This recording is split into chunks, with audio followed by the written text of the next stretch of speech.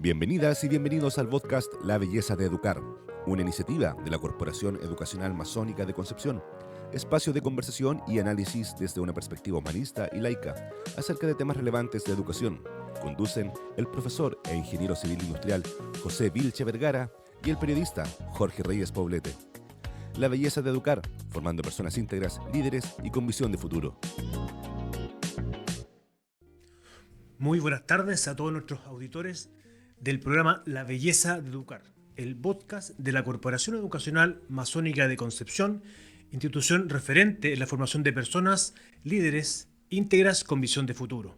Estamos dando inicio a un programa en una modalidad nueva, en un formato nuevo, incorporándonos a las redes sociales, donde ya después de 7 años de ser transmitidos vía Radio Universidad de Concepción, nos fuimos a internet por nuestras propias redes sociales, y así como este espacio de conversación sobre educación lo vamos a transmitir en nuestro canal en YouTube y las redes sociales institucionales. Así que, José, estamos muy contentos con nuestro nuevo desafío, nos sumamos a la tecnología, formamos parte de ellas, así que estamos muy entusiasmados con este nuevo desafío comunicacional y educacional.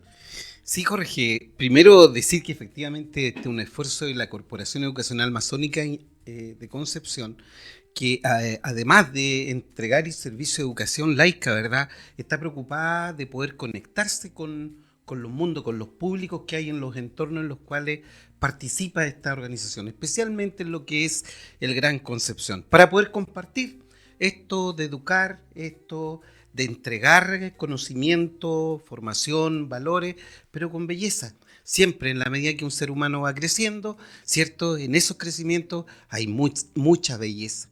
Y de alguna manera, por eso el nombre de este programa, que además tiene una historia y que en algún instante la vamos a contar. Probablemente hoy día contemos la historia de por qué este programa se llama La Belleza de Educar. Jorge, un placer efectivamente poder estar compartiendo contigo nuevamente y continuando en este periplo que hemos hecho ya 7 años a través de una radioemisora, y ahora que estamos saliendo al mundo, al ciberespacio.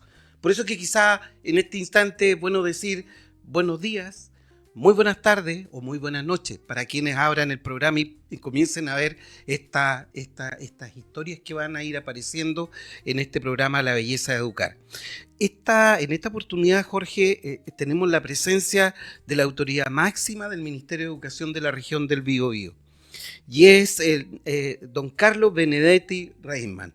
Don Carlos, ¿verdad? Él es trabajador social de profesión, ha estado desempeñando sus roles en algún establecimiento, ¿verdad?, de la comuna de Hualqui, de la República Independiente de Hualqui, y además de tener también una experiencia en lo que es el rol de concejal de la Municipalidad de Chiguayante. Él es un vecino ya muy reconocido en lo que es la municipalidad, en lo que es en la comuna de Chiguayante. Y con él hoy día vamos a conversar de algún par de temas interesantes sobre educación. Seremi, gusto tenerlo en el programa. En el primer programa vía esta modalidad de streaming y todo lo que es la tecnología digital hoy día en la que estamos. Bueno, muchas gracias José, muchas gracias Jorge. Saludar a quienes nos están viendo. Es para mí muy grato estar por segunda vez en La Belleza de Educar. Hoy día ya en los estudios propios del programa. Así que reitero, muy grato y agradecido también de la invitación a conversar un tema que nos une a todos. Un tema que además, a mi juicio, constituye algo que tiene que ver con un verdadero proyecto país como es la educación. Bien, comencemos, Jorge. Tenemos un primer espacio de conversación y que tiene que ver con la educación del futuro, ¿cierto?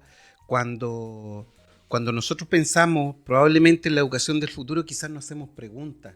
O sea, ¿cuál es la sociedad que vamos a estar viendo en 10, en 15, en 50 años más?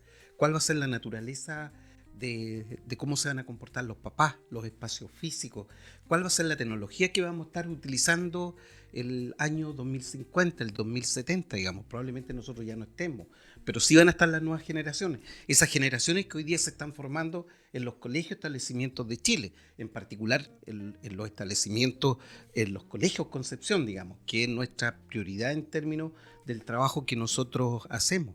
Y por lo tanto, Seremi, una primera pregunta, o sea, si empezáramos a soñar, si empezáramos a pensar en ese futuro de la educación, por ejemplo, desde el Estado, ¿cuál será el rol del Estado pensando eso para adelante? ¿Cuál va a ser el rol del Estado en términos de los procesos educativos, el rol del profesor, el rol de los estudiantes, la tecnología? O sea, la verdad es que nosotros podemos generar un diálogo, una conversación con cualquiera de esos temas. Pero si pensamos en eso en voz alta para compartir con aquellos que están mirando este programa y también que empiecen a soñar, pues seguramente cualquier ser humano pensará, oye, ¿qué pasa con los estudiantes en el futuro? Bueno, yo creo, como punto de partida para un tema, es complejo, ¿ah? Y puede dar para mucho conversar, pero hay que partir de la base en asumir como desafío los cambios que estamos viviendo como sociedad actualmente. Cambios sumamente vertiginosos, una revolución tecnológica en marcha y que cada día nos sorprende, una situación también global de riesgos, el cambio climático, ¿no? Los conflictos internacionales, también el cómo se va reconfigurando las formas de socializar, ¿ya? Hoy día la socialización a nivel de redes sociales, y cómo también en la presencialidad se van generando nuevas dinámicas, nuevas escalas de valores, ¿ya? Y creo que eso es una primera dimensión de análisis. Una segunda tiene que ver, y recordaba la otra vez al ministro, una frase que el ministro Cataldo señaló, dando cuenta de que a la luz de estos cambios hoy día tenemos una infraestructura educativa, ¿ya? Muy anclada en el siglo XIX, un aprendizaje de la enseñanza superior hacia los profesionales muy anclado en el siglo XX y estudiantes del siglo XXI. Por tanto, ahí también el desafío es cómo nos vamos poniendo a tono con los estudiantes del siglo XXI. Cómo también hacemos frente, y aquí el rol del Ministerio de Educación, a través del plan de reactivación educativa, cómo hacemos frente a los efectos de la pandemia, que también fue un punto de inflexión que golpea todo el sistema educativo en términos de aprendizaje, pero también en el ámbito del desarrollo socioemocional. Hoy día muchas veces en los debates se dice con mucho simplismo, no, es que los jóvenes de hoy día no son igual que los de ahora, no tienen por qué serlo, ¿no? Pero nuestra generación también tiene que ser capaz de leer aquello y de ver cómo respondemos a la situación de qué están pensando los jóvenes, cuáles son sus intereses, cuáles son sus miedos y sus frustraciones, ¿ya? Para poder responder a la pregunta de qué educación al futuro queremos construir. Y ahí creo que el rol del Estado es fundamental, el rol de la sociedad en general también es fundamental, y esto lo digo a propósito de los lamentables hechos de violencia y de hechos delictivos al cual hemos asistido. Cuando venía caminando para acá, le comentaba a Jorge el tema de la violencia, y en eso coincidíamos, es un reflejo, lo que ocurre en la escuela es un reflejo de lo que ocurre en la sociedad. Le comentaba también de que el mismo día que ocurrieron los lamentables sucesos de San Pedro de la Paz, hace ya unos días atrás, en el mundo ocurrieron 2 hechos más de esa misma connotación, ¿no? Por tanto, para pensar el futuro tenemos que hacer una lectura muy bien del presente que estamos viviendo, para poder encasillar muy bien e identificar cuáles son esos desafíos. Desafíos que, insisto, van de la mano también de esta revolución tecnológica, y ahí yo destaco el esfuerzo de muchos sostenedores, entre ellos COEMCO, de ponerse a tono, ¿no? En las aulas con tecnología, con metodologías de aprendizaje que van de la mano también con una enseñanza valórica. Y este esfuerzo también uno lo ve en la educación pública, en el ámbito particular subvencionado. Y creo que eso también es una base para pensar esta educación del futuro. Seremi, y también cuando hablas de los espacios educativos, surge como la pregunta lógica, ver la evolución, por ejemplo, de las salas de clase de hace 100 años hace 50 años y en la actualidad. Y uno hace el símil, hemos conversado en varias reuniones en la interna, como que las salas de clase tienen la misma disposición de siempre. A nivel, no sé si se ha pensado a nivel ministerial, que la forma en la cual se hace, sin llegar a los contenidos todavía, netamente del espacio físico, los pupitres todos mirando hacia adelante, el profesor siendo el que habla. Independiente que ahora las dinámicas son distintas, hay otras metodologías de aprendizaje, pero la disposición del pupitre, todos mirando hacia adelante, ¿eso hay alguna como directriz a nivel país o a nivel gubernamental que vaya pensando en una actualización? Yo creo que hoy día la normativa educativa es flexible en ese aspecto para atender proyectos innovadores, proyectos educativos innovadores. Y ha habido una pequeña evolución, o sea, el tener salas, o sea, salas con mesas tipo trapecio, ¿no? Que te permiten armarla, Jugar un poco con... jugar con el espacio, ya es un avance. La incorporación también y que también supone una discusión más profunda del uso de las tecnologías, de los celulares. Hoy día el acceso a las mismas se ha masificado y la discusión también va en la dirección de cómo darle un buen uso, y ahí el rol de padres y apoderados también es fundamental, en términos de la regulación, en términos de dar los permisos, en términos de las restricciones que ello también conlleva. Pero yo me atrevería a decir que hoy día la normativa permite esa flexibilidad, permite a los establecimientos también establecer proyectos educativos con la suficiente libertad de metodologías de aprendizaje, ¿no? Hay un currículum nacional, ¿ya? Pero los proyectos educativos institucionales también pueden responder al sello que se le quiere imprimir, como el caso, y ahí nuevamente el ejemplo de lo que ha sido la trayectoria de la Corporación Educacional Masónica. Seremi, mire, a lo mejor uno podría pensar qué es lo que demanda la sociedad hoy día.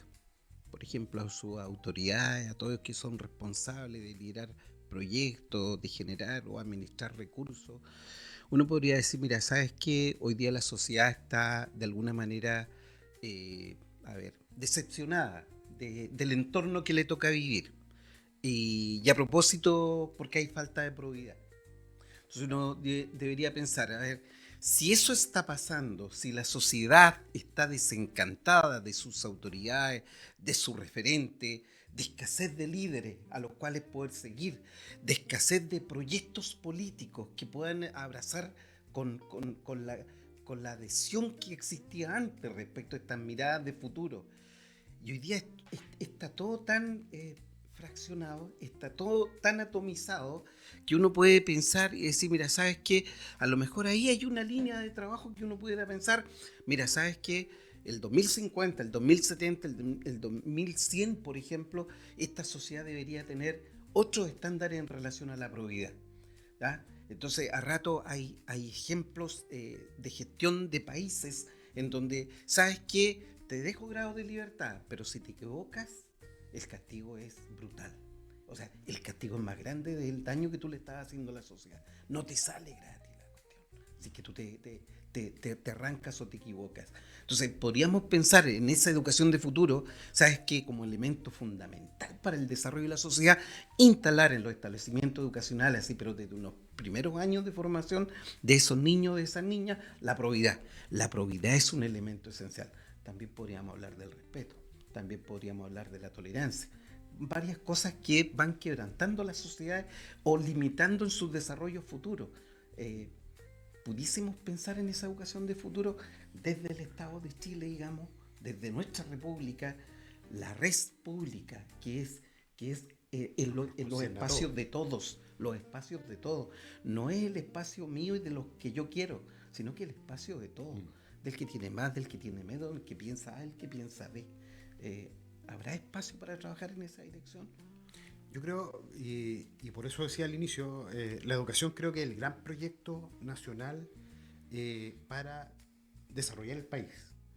Y ahí efectivamente hay un espacio tremendo para dar un vuelco en la situación por la que atravesamos como sociedad. Y ahí uno de los componentes fundamentales es el desarrollo de la formación ciudadana, ¿no? De un sistema educativo que ponga acento en los aprendizajes tradicionales, matemáticas, ¿no? Ciencia, lectura, escritura, pero también que ponga acento en el desarrollo de lo que llaman habilidades blandas, habilidades comunicativas, habilidades en el sentido de tener buenas formas de resolución de conflictos, también el desarrollar esa capacidad de compromiso cívico ciudadano.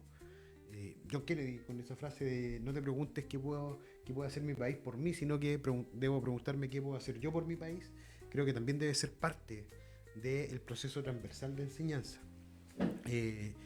Y justamente concurren otros valores como la tolerancia, ¿no? La probidad, por cierto, la ética, el poder también incorporar el valor de la solidaridad, ¿no? En donde, y ahí creo que es tarea nadar contra la corriente. Nadar contra la corriente porque justamente el aparato que está sonando, ¿no? Nos genera también un cubículo de individualismo tremendo, es paradójico, pero así es. Así que es todo un desafío y creo que eso también constituye una cruzada nacional, ¿no? El poder sentar las bases para, insisto, nadar contra la corriente, y el sistema educativo creo que debe ir en esa dirección. Y en esta misma línea, Seremi, hay experiencias internacionales donde la relevancia de los valores son sumamente importantes. Uno ve los ejemplos de Asia en general, más que entrar a algún país en particular, o del mismo Finlandia, donde la figura del profesor y la práctica y el llevar al ejemplo los valores, como el respeto, la disposición de una serie de aspectos que llevan a que el proceso educativo parta después de que yo respeto al otro. Eso también podría ser como una estrategia pensando en que los aspectos que tenemos que mejorar tienen que ver con la sociedad, y la sociedad, un subproducto es la educación, en base a lo que conversamos también inicialmente. Sí, yo creo que ahí también hay un elemento fundamental. Estaba mirando el micrófono, sujeto en 3 patitas. Una, el sistema educativo, con los docentes, asistentes de la educación, el proyecto educativo de un establecimiento. El otro, el esfuerzo que se hace a través del Estado, a través de la sociedad, y el otro, la familia. Y creo que ese elemento también debe ser incorporado con fuerza, y debemos hincar el diente en aquello, considerando de que la misma Ley Orgánica Constitucional de Enseñanza señala claramente 2 tipos de educación: la formal, en la que estamos, en la sala, en el aula, en el pasillo, en la institucionalidad, y la informal, que es la que viene de la casa. Lo que hoy día no puede ocurrir es que, y también nos vemos enfrentados a esas situaciones. Yo el otro día le decía, sin ánimo de bueno, esto es un espacio laico, pero sin ánimo de tirarle la oreja a los que van a misa por los que no van a misa, se lo decía a las uniones comunales de padres y apoderados. ¿Qué pasa con aquellos apoderados que sienten de que el establecimiento es meramente una guardería, y yo me desatiendo de aquello, me desatiendo del proceso, me desatiendo de qué está pasando con mi hijo o hija, me desatiendo de las calificaciones, de las relaciones que él lleva? Si eso ocurre, efectivamente se constituye en un problema. Y ahí también el tema es cómo redoblar los esfuerzos para incorporar, ¿no?, a los padres y apoderados en el proceso educativo. Ellos son un factor sumamente relevante, y aquí le estoy hablando a quienes nos escuchan, porque también cuando ocurren hechos de conmoción pública, uno como papá también se pregunta y dice, nadie está libre de que pueda ocurrir una situación, pero uno se pregunta, bueno, ¿dónde están los padres y apoderados de ese pequeño? Hay algo también está fallando en la sociedad en sí, ¿no? Sin ánimo de puntualizar también situaciones, hay muchas, ¿no? Pero y creo que el momento de reflexionar en profundidad de lo que está pasando es hoy día. A propósito también de otras propuestas que han surgido y que también requieren un debate franco, un debate abierto, un debate sin sin tabúes ni complejos ni ideológicos, ni presupuestarios, ni de ningún tipo, porque finalmente estamos hablando del centro de la educación, que es el desarrollo integral de niños, niñas y jóvenes. Seremi, otra cosa que también puede estar en esta educación del futuro, uno puede pensar, por ejemplo, ante la creación del libro, la posibilidad de leer y recoger el conocimiento que había en el mundo, ¿cierto? Y poder compartirlo con todos aquellos que podían comprar al inicio esos libros, igual eran caros, digamos, era un privilegio, pero sin embargo estaba disponible. Y cuando nace esta tecnología del libro, ¿cierto? Se genera un antes y un después. Los que incorporaron el libro a su vida y empezaron a leer y tenían información, los que administraron información, pudieron avanzar mucho más rápido respecto de las soluciones que necesitaba la sociedad, versus los que no leyeron, que se quedaron afuera. Pasó el tiempo, después aparece, ¿cierto?, el tema de esto del manejo de los bits, de los encendidos y los apagados, digamos, la tecnología digital, ¿cierto? Y aparece el computador. Y también ahí se genera un antes y un después. Bueno, también está la revolución de la máquina, la máquina de vapor, Inglaterra y todo eso, el desarrollo de Europa. Pero lo notable en el caso de los ordenadores, de los computadores, o sea, aquellos que no quisieron o no pudieron subirse al mundo de lo digital, versus los que sí se incorporaron y empezaron a trabajar se esto. alfabetizaron, ¿no? Se alfabetizaron digitalmente. Obviamente que eso sacaron ventaja y tomaron posiciones importantes en la sociedad, en los distintos espacios donde pudiesen estar. Y hoy día aparece el tema de las inteligencias artificiales, las IAs. Y entonces, probablemente a nosotros ese traje nos está quedando desadaptado. O sea, efectivamente, si no hacemos esfuerzo importante, finalmente estas tecnologías nos van a dejar afuera, versus lo que está pasando con los jóvenes. Y entonces cuando uno mira el sistema educativo, es intensivo en esto. A rato hay una discusión, Seremi, que uno dice, puede ser hasta media ingenua. Dejemos los teléfonos afuera, ¿sabes? Porque esta cosa está afectando a los niños, ¿no?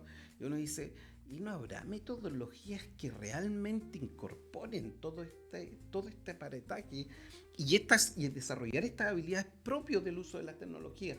De tal manera que efectivamente estos grupos de estudiantes que nosotros vamos a ir formando lleguen primero a la toma de decisiones, porque alguien se tiene que hacer cargo de los destinos del mundo, y eso va a ser siempre, digamos. Entonces, ¿estamos en ese progreso nosotros como sociedad?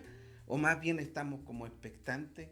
¿O estamos mirando y viendo pasar lo que están haciendo otros?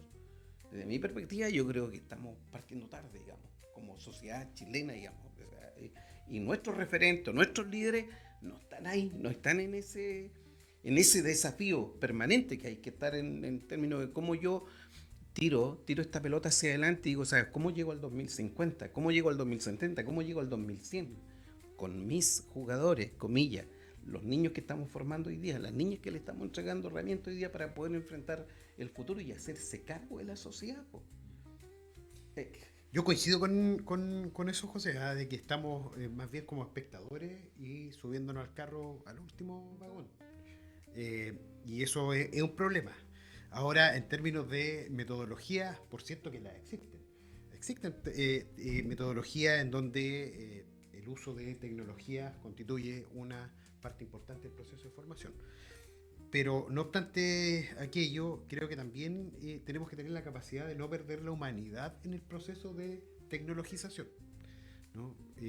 Claro, hoy día podemos, con algunos simples datos, incorporar y solicitar a la inteligencia artificial que desarrolle una idea, ¿no? Pero lo que no podemos perder es la capacidad de nosotros pensar, ¿no? No podemos perder la capacidad de tener una visión crítica, ¿no? Una visión de razonar. No podemos perder tampoco la capacidad del trabajo manual. ¿Y a qué me refiero con esto?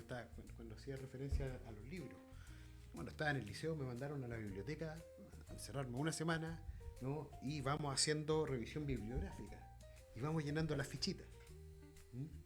Y vaya que pensabas. Y vaya que te cabeceabas. Hoy día meto 100 años de soledad en APA y me va a dar la referencia de 100 años de soledad en APA, ¿no? Por tanto, creo que hay que hacer una justa combinación también para, insisto, no deshumanizarnos, para no perder esa capacidad de conmovernos, ¿no?, ante una obra humana, no perder esa capacidad de criticar lo hecho por otro, ¿no?, de mejorar lo hecho por otro, de quizás crear también lo que no se ha creado. Si el hombre está dotado de algo maravilloso, que es la capacidad de creación, y creo que eso no podemos perderlo por mucha inteligencia artificial que exista, porque el día que se nos corte la luz, vaya que vamos a estar en problemas. Tenemos que volver a la carreta, Seremi, y ahora que por un defecto profesional, como para efectos del resumen de respecto al futuro de la educación, si tuviera que resumirlo, dígame. Sí, disculpa Jorge, el otro día me acordé de una frase que mi hija pequeña me dijo, mi hija de 8 años, me dijo: papá, el otro día vi en internet de que en España se cortó la luz, hubo un apagón, un blackout, tal cual como el que tuvimos nosotros a inicios de año.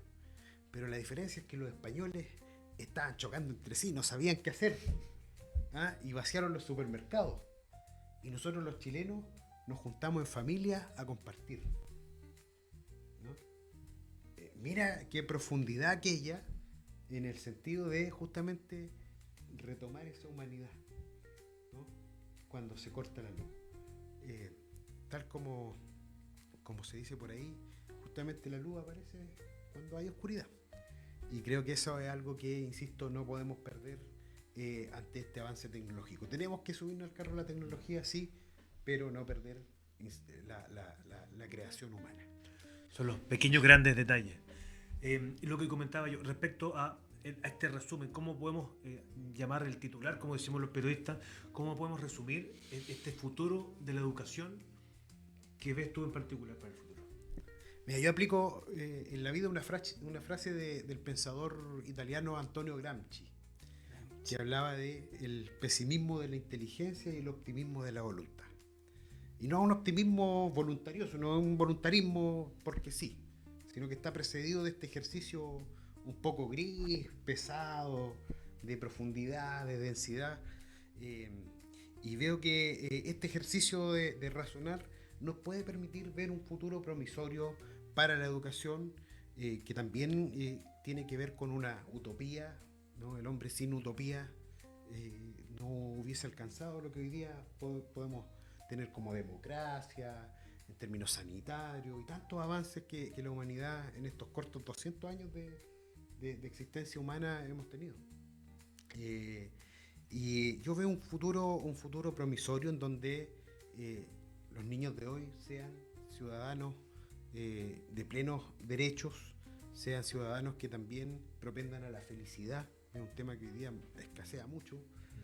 Una felicidad en donde el sentido de la humanidad, donde el sentido de la solidaridad también sea un motor que mueva la sociedad, en donde el desarrollo personal, económico, sea tan legítimo como es hoy, pero también en donde el sentido de justicia y de solidaridad con quienes también son menos aventajados tenga un alcance también. Y eso, la palanca de cambio por excelencia es la educación. Una educación en donde también las tecnologías estén plenamente incorporadas, en donde todo esté a un clic, pero que en donde también nos perdamos la capacidad de seguir creando, no seamos sometidos a máquinas ni a aparatos, sino que tengamos también la libertad propia del hombre y de la mujer. Exactamente, de los seres humanos. Así es. Seremi, y pasando a otro ámbito de cosas, pero que también está relacionado con lo que hemos conversado, que tiene que ver con la convivencia escolar. Lo hemos esbozado a lo largo de esta conversación, y a todos los que nos están viendo en este minuto, es un tema que lo han visto en las noticias, que lo han conversado en la familia, y es la preocupación que existe en la sociedad respecto a los casos de convivencia escolar. La convivencia escolar que se desarrolla y se ha desarrollado a lo largo de la historia dentro de las unidades educativas, pero que hoy, por los efectos de la sociedad en su conjunto, ha tenido algunos ribetes de mayor gravedad. ¿Cómo ven esta situación ustedes desde la autoridad educacional? Con preocupación y con ocupación. Y esto tiene que ver con que los problemas de convivencia, todos fuimos estudiantes y en algún minuto tuvimos algún problema con algún compañero, algún par. El problema es cómo resuelves ese problema. ¿ya? Valga la redundancia. El cómo resuelve la forma de abordar el conflicto. Y eso es lo que hoy día está en crisis, está visible. En la mañana, en una entrevista, le señalaban periodista, lo que ocurre hoy día en la sociedad no está exento a lo que ocurre en la escuela. Y la escuela es el reflejo de lo que pasa en la sociedad. Hechos de violencia hay en el metro, en las noticias, en el transporte público, en el espacio público, en el mall, en las clínicas, en los consultorios, en el estadio, ¿no? Y la escuela no es algo ajeno a aquello. Y ahí es donde este abordaje no es un abordaje exclusivo del sistema educativo, sino que debe ser un abordaje de la sociedad en su conjunto. Claro. Y ahí también señalar, a propósito del debate y de la contingencia, señalar lo que es la escuela por definición. La escuela es un espacio de desarrollo integral, es un espacio por excelencia protegido, ¿ya? En donde confiamos en lo más preciado que tenemos todos nosotros, que son nuestros hijos, en donde efectivamente ese espacio de protección también debe ser extensivo al resto de la comunidad educativa, padres y apoderados, a quienes trabajan en las escuelas, docentes, asistentes de la educación y equipos directivos. Por tanto, ahí tenemos que hacer un abordaje integral. Y una segunda consideración, que tiene que ver más bien con una distinción. Una cosa son los hechos constitutivos de violencia escolar o convivencia, cuya respuesta tiene que ser en el ámbito de la convivencia educativa. Existe una política de convivencia educativa lanzada el año 2024, actualizada el año 2024, y que va en la dirección justamente de entregar estas herramientas de abordaje de resolución de conflictos de una manera pacífica, dialogada, con una escala de valores, con un modelo ético, ¿ya? Y lo otro son aquellos hechos constitutivos de delito o derechamente delictivos que tiene que tener otro abordaje, ¿no? También con una parte de participación de la comunidad educativa, una parte importante, pero también con el intersector, con las policías, con el Ministerio de Seguridad Pública, con la Fiscalía, con los instrumentos normativos que hoy día también rigen aquellas materias, y por tanto hay que hacer esa separación, porque lo que no puede ocurrir es que finalmente terminemos mezclando todo en la licuadora y que la escuela termine siendo sinónimo de un espacio en sí violento.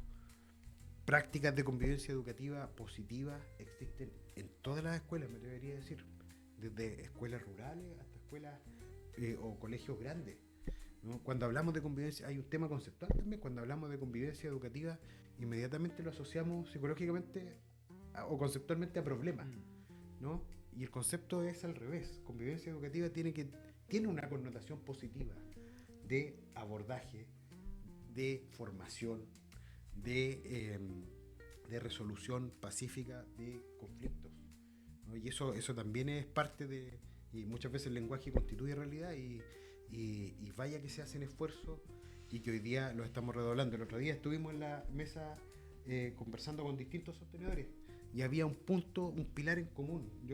Fue una muy buena conversación donde estuvo José representando a Coemco, y hubo un pilar de coincidencia que yo me atrevería a decir que la constante fue la convivencia educativa como estrategia. Claro. Y Seremi, lo paradójico es que hoy día los establecimientos educacionales que tienen departamentos de convivencia escolar, curiosamente estos departamentos de convivencia escolar donde uno debería decir, allí hay espacios del buen convivir, donde efectivamente los niños se desarrollan alegremente, bajo marco de respeto, donde la tolerancia es lo que importa. Y sin embargo, estos equipos de convivencia escolar se dedican a administrar conflictos. Y el sistema escolar, efectivamente, cuando se habla de convivencia escolar, hay un problema. Que le pegó uno al otro, que llegó la mamá a reclamar, que, no sé, problema entre profesores, papás con profesores. O sea, a eso se dedican hoy día los departamentos de convivencia escolar, y uno dice, ¿será que como sociedad estamos perdidos? O sea, ¿cómo es eso, digamos, que hoy día, por ejemplo, las familias se colocaron en la vereda del frente, ¿sí? Y esto de que siempre la familia era una institución que apoyaba al profesor, al símbolo del profesor, frente a situaciones anómalas de los niños o comportamientos irregulares. La familia apoyaba el establecimiento educacional y reforzaba ¿cierto?, el reto o la sanción que le aplicaba el establecimiento educacional al niño porque tuvo una mala conducta. Entonces, hoy día, cosa curiosa, la familia viene contra el establecimiento educacional y lo denuncia y lo demanda, y entonces, y los establecimientos educacionales, los departamentos de convivencia escolar están dedicados a enfrentar denuncias a la Superintendencia de Educación. Entonces, y uno se pregunta, ¿de dónde nace las fuentes de conflicto? ¿Dónde están los brotes de conflicto de la sociedad? Entonces, una reflexión que uno puede hacer, ya, ¿alguien ha visto alguna vez algún profesor, alguna profesora de algún establecimiento educacional de cualquier rincón de Chile que alguna vez le haya dicho a algún alumno, sabes qué, pégale a tu compañero, sé irrespetuoso, no seas amable con tu familia? Yo nunca he tenido conciencia que eso pase. Entonces, ¿dónde están las fuentes de conflicto? ¿O será que las familias están formando estos niños, le están entregando elementos de egoísmo? Mira, sabes que esto te lo compro a ti y no lo compartas, porque si yo veo que tú lo estás compartiendo, te lo voy a quitar a ti también. Así, si de repente aparece una agresión y respóndele más fuerte. ¿Por qué los niños, a los profesores a rato, algunos le dicen que son muertos de hambre? ¿De dónde sale eso? ¿Al niño se le ocurre solo? ¿O es la misma sociedad que está cometiendo este terrible error? Y finalmente está formando estos niños que uno dice, wow, qué terrible, ¿cómo administramos eso? Si hoy día los niños, no sé, casos complejos en términos que de repente uno convoca el establecimiento educacional, las personas que están o responsables de administrar la buena convivencia, convoca a una familia, una mamá, un papá y le dice, ¿sabe qué? Su hijo cometió este error. Y la mamá lo primero que hace, no, esto no es verdad. No es verdad, y estos son casos reales que estamos viviendo todos los días. Y ocurre que hoy día el establecimiento educacional, mire más antes que diga cualquier cosa, le vamos a mostrar este video porque hay una cámara. Y ahí está el hijo, en la cámara se ve que la falta la cometió. Y la mamá dice, no, eso no lo creo, no es verdad, es una manipulación. Entonces uno, ¿cómo administra eso si a la familia la tiene al frente? Y claramente la familia debe ser un aliado importante del profesor, de las autoridades de un establecimiento educacional, de la escuela en general, de los colegios. O sea, ¿cómo avanzamos en convivencia si a rato la sociedad entera está media perdida? ¿Cómo trabajamos como colegio?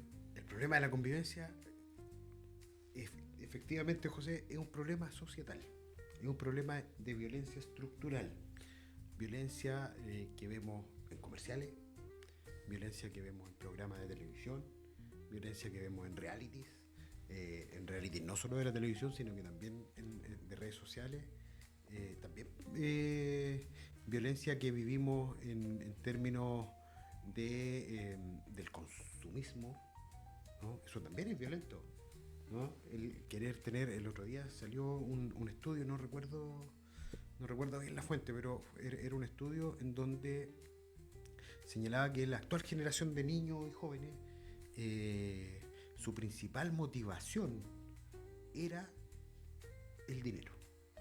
Y era el tener las zapatillas de 200 lucas aquí y ahora, las zapatillas de 200 lucas que usaba el influencer tal, ¿no? Y hacían también una comparación respecto a cuáles eran, una comparación con las generaciones anteriores, a cuáles eran los referentes que uno tenía. Para algunos Bambán Zamorano, la generación de los que vimos el Mundial del 98. Marcianeque. Muy bien, Marcianeque.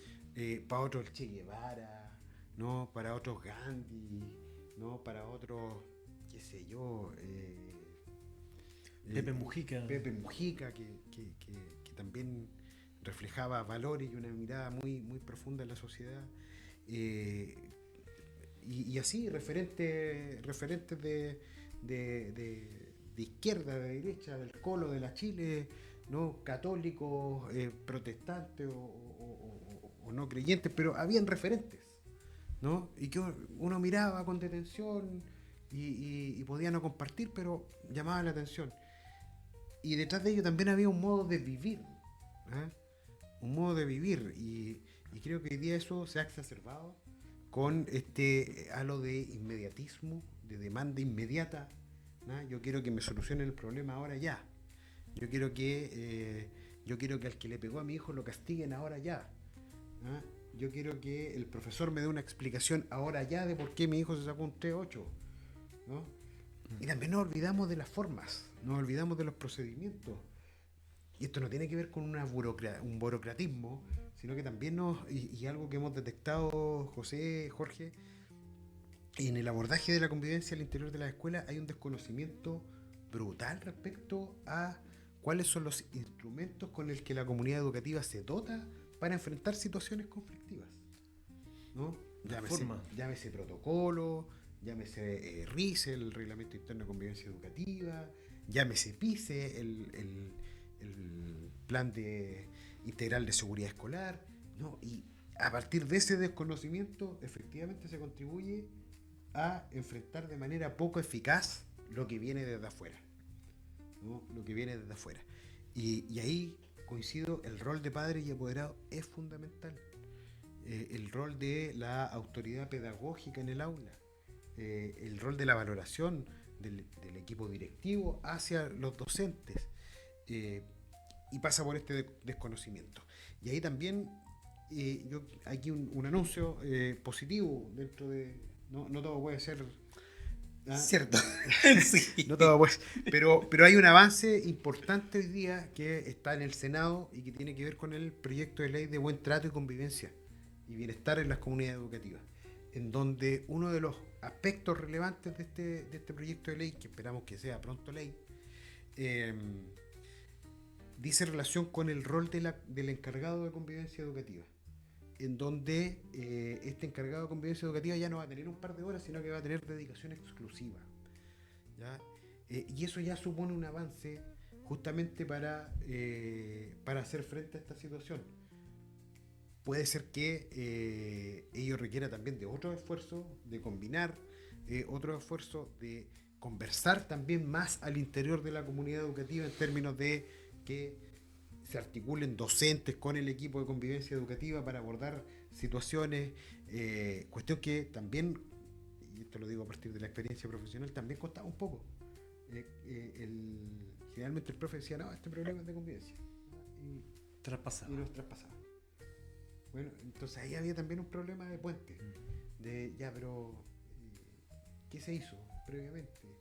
¿No? Por tanto, también hay que poner acento en aquello, en cómo se generan las dinámicas al interior de la comunidad educativa, porque finalmente cuando existen este tipo de problemas de comunicación, de roles, de claridad de los roles, terminamos todos agotados y esperando a que se acabe el semestre y esperando después a que se acabe el año, ¿no? Y esa no es la idea.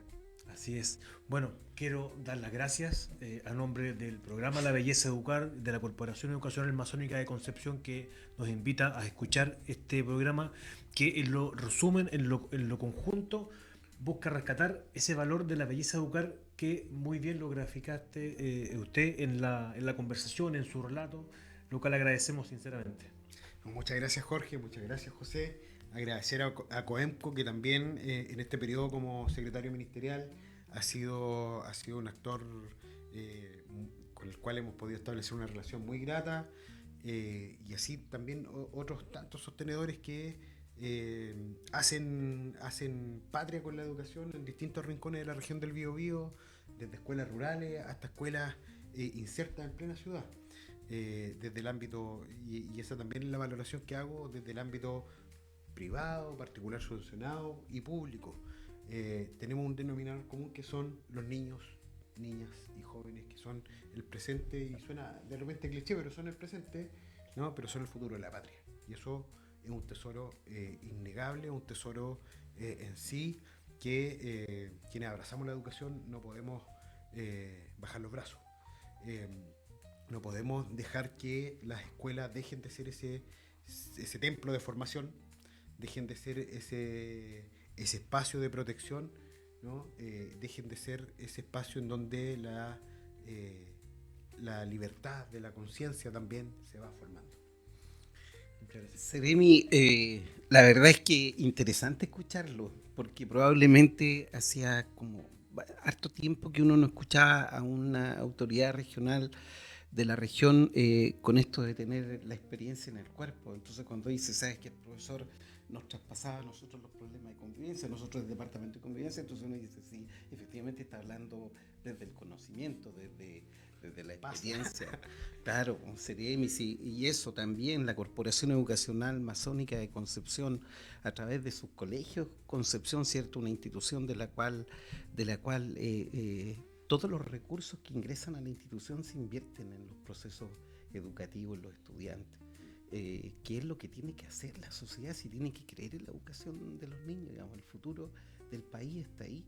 Entonces, eso, y en la medida que podamos interactuar y trabajar en conjunto, estas instituciones que de alguna manera son prestadoras de servicio al Estado, porque buena parte de los recursos que usa la Corporación Educacional Masónica de Concepción son recursos que el Estado transfiere y le dice, ¿saben qué? Ustedes, como entes formadores, háganse cargo del destino de los estudiantes. ¿Y cómo vamos a estar disociados, distanciados? Tenemos que trabajar más comunados. Así es. Claro, a ratos Seremi, la superintendencia, uno dice, pero ¿cómo nos castigan tanto si también es una institución del Estado y nosotros estamos gestionando recursos del Estado? Paso un dato de la superintendencia. Sí. Y ahí la superintendencia también se ha transformado en un aliado, bueno, está bajo el alero del Ministerio de Educación, por cierto, pero ha sido un aliado también estratégico en el abordaje de situaciones de convivencia. El director regional de la superintendencia, ustedes lo conocen, Carlos Martínez Méndez, ha dado un giro bastante interesante, o más bien ha ampliado el giro de la superintendencia en el sentido del acompañamiento a comunidades educativas, y generó una iniciativa que financiada por el gobierno regional. Ya me imagino que podrán invitar a Carlos que comente esta situación, pero se adjudicó un proyecto del gobierno regional para fortalecer el rol mediador en el abordaje de situaciones conflictivas, en el abordaje de situaciones que parten con la convivencia educativa y se transforman después en otro tipo de problemas.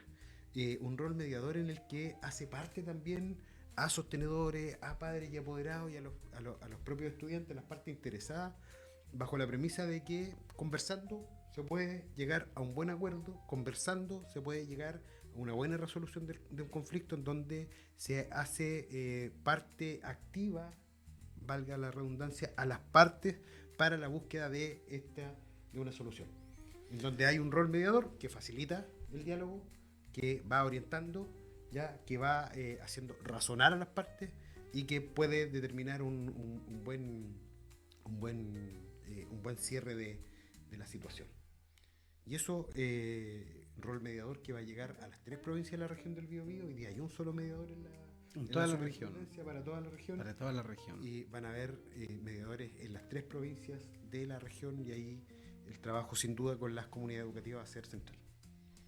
Muchas gracias, Seremi. Bueno, y naturalmente que de esta forma vamos cerrando este espacio donde claramente vamos a hacer extensiva la invitación al director de la Agencia de la Calidad, de la Superintendencia de Educación, de todos los organismos del ámbito educacional, pero también del ámbito de la ingeniería o de la arquitectura, porque nos interesa saber el futuro de la educación desde las distintas miradas de todos los actores, padres, apoderados, estudiantes, profesores. Bueno, muchas gracias y será hasta una próxima oportunidad. Hasta una próxima oportunidad. Hasta la próxima y muchas gracias. Estamos dando inicio a este segundo bloque del programa La Belleza de Educar. Y tenemos la grata oportunidad de conversar con 2 exponentes, 2 representantes del Colegio Concepción, como son Yuguana Maltés Castillo y Benjamín Pinto Lallué. Le damos la bienvenida a Yuguana y a Benjamín. Gracias. Es importante también mencionar que el tema que vamos a conversar esta tarde tiene que ver con un proyecto, una línea estratégica que fijó el Colegio Concepción, como es la sustentabilidad. Y en ese contexto está el concepto de la ecobrigada del Colegio Concepción. Respecto a eso queremos conversar en este programa y partir con la profesora Giovanna, que nos cuentes un poco a nosotros y a nuestro público que nos va a estar viendo en estas redes sociales que estamos incorporándonos a partir de este programa. ¿En qué consiste la Ecobrigada del Colegio Concepción? Bueno, quiero contarles que primero dar las gracias por darnos la oportunidad de conocer todas las propuestas que hacemos dentro del Colegio Concepción. La Ecobrigada nació gracias al sustento también de nuestro proyecto educativo que habla de la sustentabilidad, que hoy día también lo estamos cambiando y ya tenemos la sostenibilidad como actualizar también los temas que tienen que ver con el medio ambiente. Y es un grupo de estudiantes de básica y media que están enmarcados en un taller de ciencia de extraescolar, pero básicamente en el apoyo de difundir el cuidado del medio ambiente. Nosotros hemos estado trabajando en varios proyectos como la arborización nativa, hemos trabajado en proyectos de explorando su entorno, que tiene que ver con propuestas medioambientales para difundirlas en toda nuestra comunidad educativa y vincularnos también con el medio con otras instancias como por ejemplo municipalidades, universidades de la zona y otros colegios también. Así es que la Ecobrigada ha estado trabajando con distintas instituciones para difundir de distintas maneras el cuidado del medio ambiente. Muchas gracias. Benjamín, ¿tú eres estudiante de qué curso? Del segundo medio B. Segundo medio B. Y en particular a ti, ¿qué te motivó a ingresar a este grupo, a esta Ecobrigada? Bueno, eso es una pregunta que a mí me emociona bastante porque el tema del taller de Ecobrigada, en un principio me integré por mi hermano menor que estaba antes que yo, así fue como descubrí el taller, pero me quedé ya más por la relación que en mi infancia logré desarrollar con la naturaleza, que potencié además con este taller y que yo creo que la raíz de esa relación ha sido siempre mi familia y el colegio. He tenido la oportunidad de conectar con el entorno, de escuchar charlas medioambientales, de dar esas mismas charlas medioambientales y yo creo que todo eso forma para mí la razón de haberme quedado en el taller. O sea, yo cuando pequeño pasaba vacaciones enteras en el campo de mi abuela, por ejemplo, y sin internet. Entonces ahí ya tenía la oportunidad de conectar todo el tiempo con la naturaleza, jugar con mis hermanos. He tenido mi familia, mi hermano mayor es el principal concientizador porque él se instruyó y nos inculcó el cuidado del medio ambiente, nos llevaba a recoger basura. Entonces, una vez que se fue, además, me quedó este sentido del deber y que también me hizo no dudar a la hora de entrar a este taller. Mire qué interesante, tú mencionaste el concepto de la familia y el colegio. ¿Cómo se relaciona esa sintonía entre dos estamentos que son fundamentales en un establecimiento educacional para el éxito justamente de tu formación? Bueno, se suele decir que el colegio es tu segundo hogar. También puede considerarse los compañeros y profesores tu segunda familia. Entonces tiene un rol muy fundamental a la hora de, sobre todo porque es el lugar donde tú te educas en tema de conocimientos y tal, tiene un rol fundamental a la hora de promover y fomentar estas relaciones con el entorno. ¿Y estas charlas lo hacían como Ecobrigada dentro de los cursos? ¿Cómo funciona eso? Solemos dar charlas medioambientales, por ejemplo hemos dado en la sala de fraternidad y ahí tratamos de también compartir nuestras experiencias con los demás alumnos. Mira qué interesante. Y profesora, ¿cuáles son las iniciativas que han desarrollado como Ecobrigada?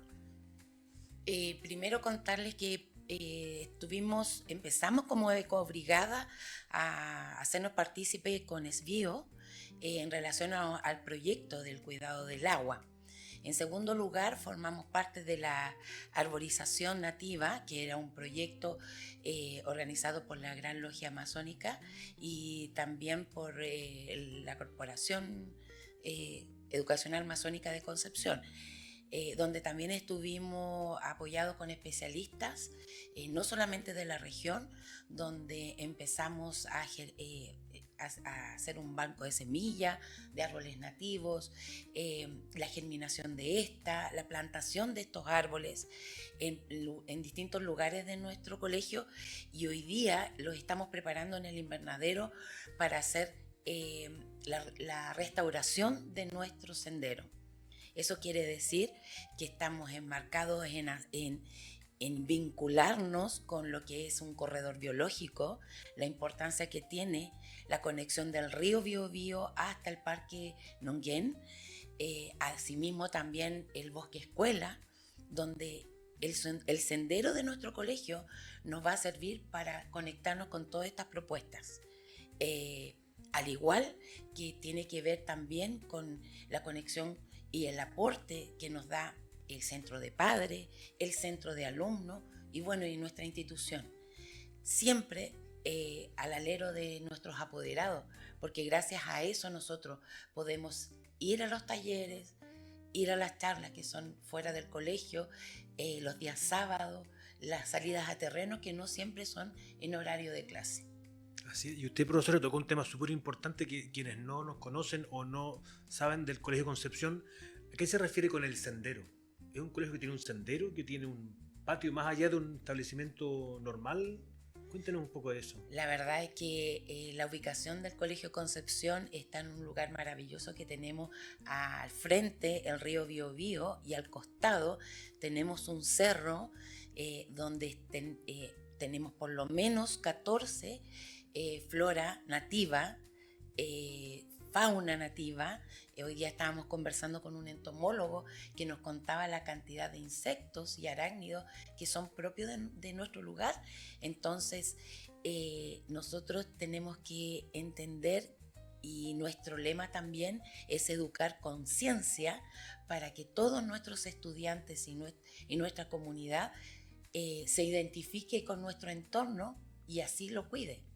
Porque si no lo sabemos, no lo conocemos, no lo queremos y no lo cuidamos. Claro, aparte que a nivel de comunidad educativa, formar parte o disponer de un espacio de 7 hectáreas, un poquito más, es poco usual para un establecimiento educacional, entonces tiene mucha sintonía que ese espacio que es abierto se utilice para fines educativos, y que mejor que con una ecobrigada.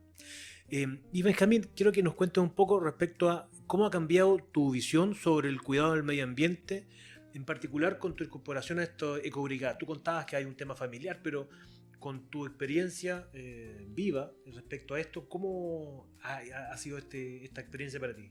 Bueno, como mencionaba la profe Yoguana, hemos llevado a cabo distintos proyectos y con eso visitas a, por ejemplo, humedales, y eso permite en gran medida tener un acercamiento a la realidad medioambiental. Y eso, he podido ver humedales, por ejemplo, contaminados, plantas con basura, animales sin hogar, y eso genera un impacto, genera conciencia. Entonces, también me hace darme cuenta de que no es un tema distante a cada uno, sino que todos tenemos una responsabilidad adyacente al tema del medio ambiente, porque nosotros somos seres humanos y formamos parte de la naturaleza. Entonces, es responsabilidad de todos cuidarla. Me ha hecho darme cuenta de que una operación colectiva, como lo somos nosotros la Ecobrigada, puede tener un gran impacto en todo este tema. Y sí, eso diría que ha sido mi visión.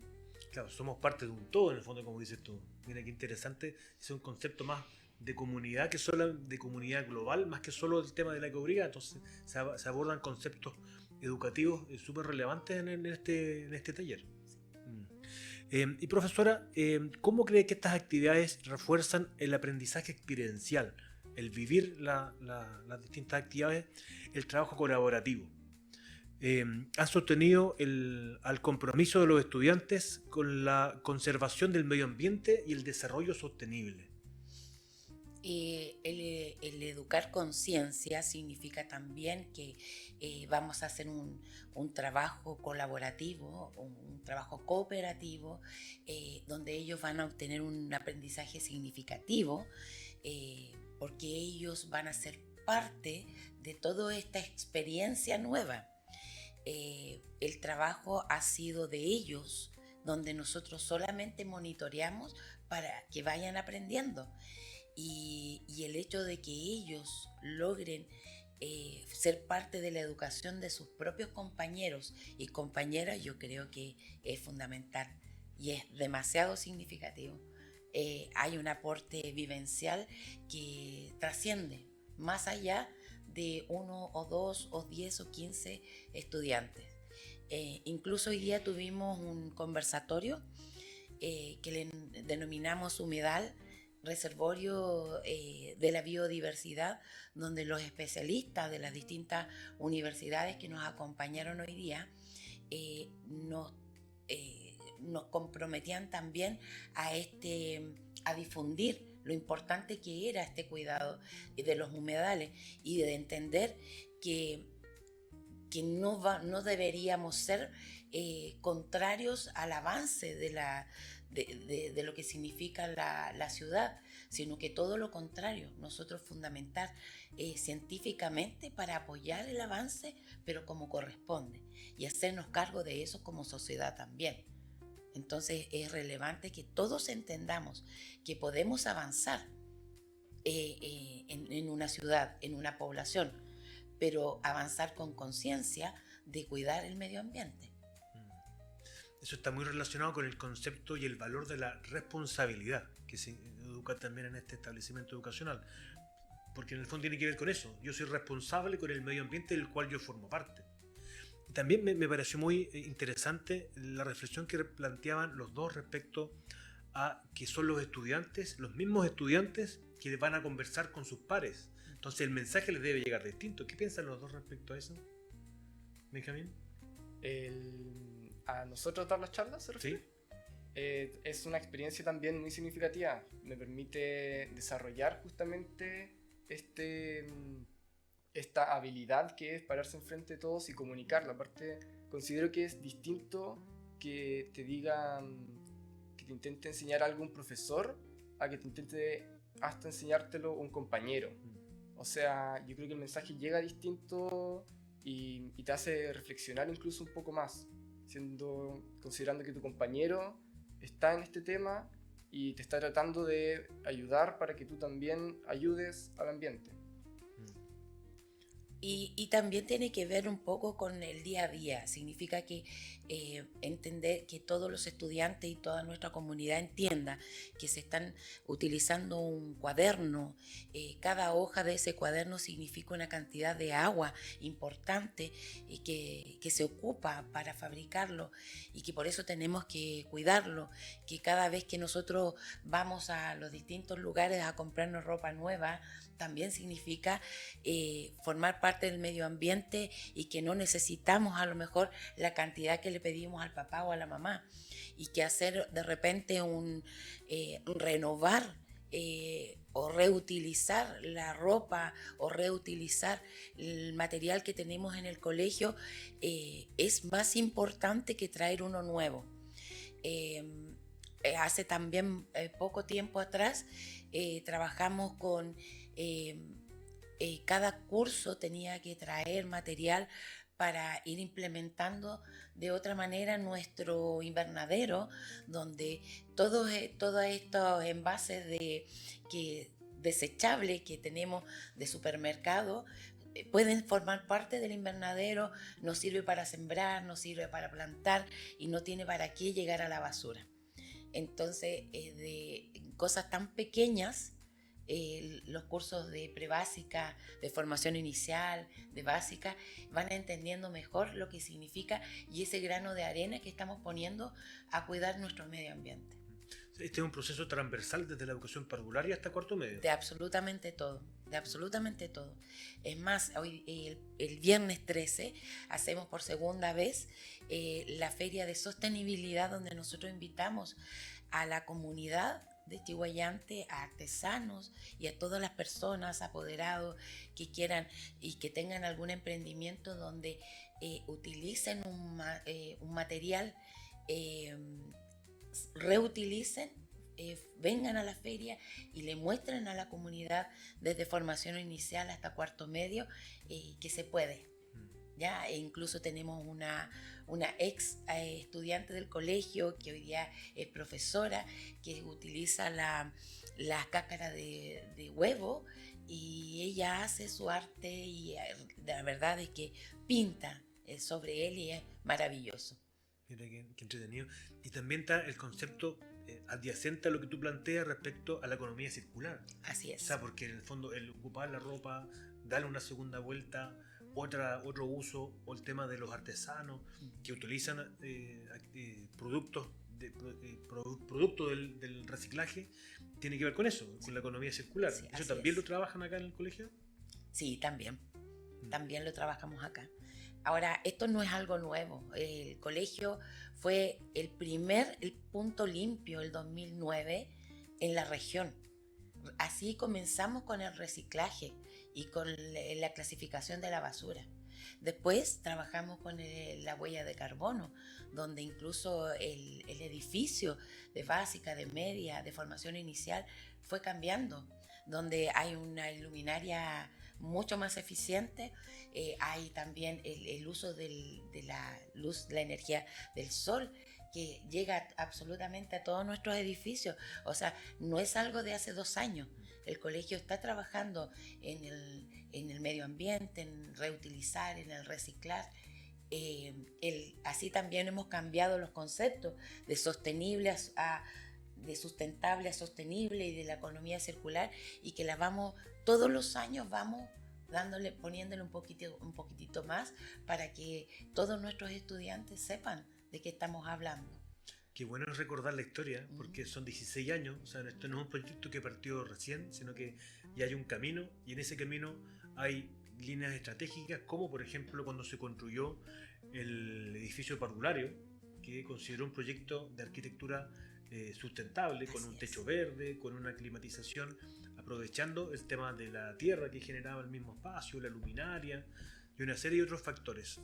Así que, bueno, de esta forma vamos cerrando este espacio, y por último, algún mensaje a los estudiantes que te pueden estar escuchando. Bueno, yo te diría que si están interesados en cuidar el medio ambiente, que deberían, tomen acción, aunque sea la más mínima, porque las acciones más pequeñas forman las más grandes. Ya sea unirse a un grupo como el nuestro, ya sea apagando la luz cuando la están ocupando o cerrando el grifo mientras están lavando los dientes. Cualquier acción ya es beneficiosa y causa un impacto al ambiente. Muchas gracias, profesora. Mi llamado también es a aportar siempre a que todos nuestros proyectos, nuestras propuestas, la restauración de nuestros senderos con árboles nativos, y también permitir este corredor biológico sea relevante, pero relevante para toda la comunidad educativa. Muchas gracias a Giovanna y a Benjamín por este espacio, y vamos cerrando este primer programa del podcast La Belleza de Educar. Muchas gracias, hasta una próxima oportunidad. La Belleza de Educar, podcast de la Corporación Educacional Masónica de Concepción, institución referente de formación de personas íntegras, líderes y con visión de futuro.